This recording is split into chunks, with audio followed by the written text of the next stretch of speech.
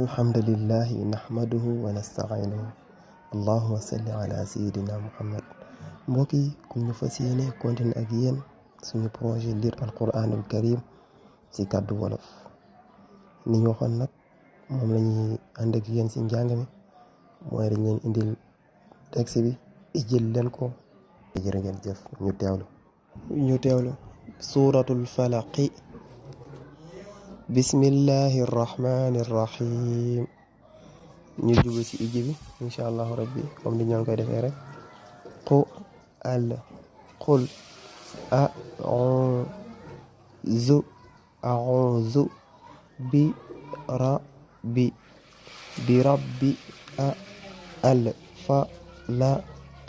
al falaqi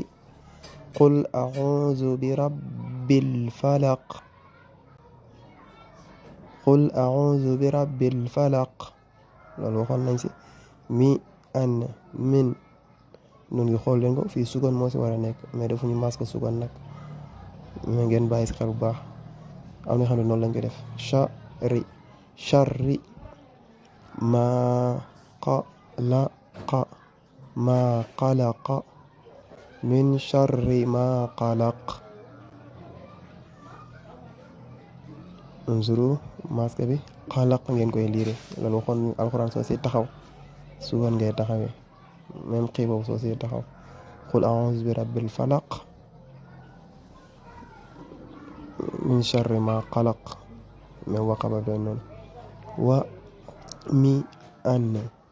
wa min sharri ghasiqin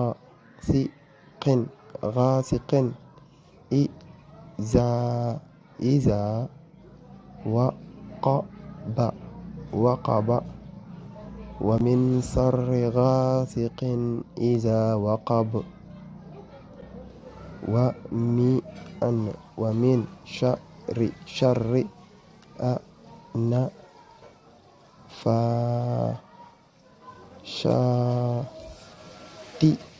annafasati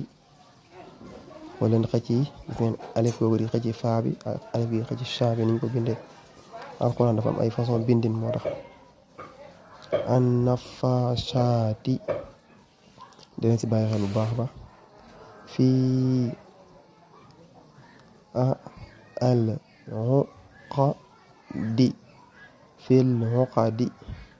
wa min sharri nafasati fil uqad wa min sharri hasidin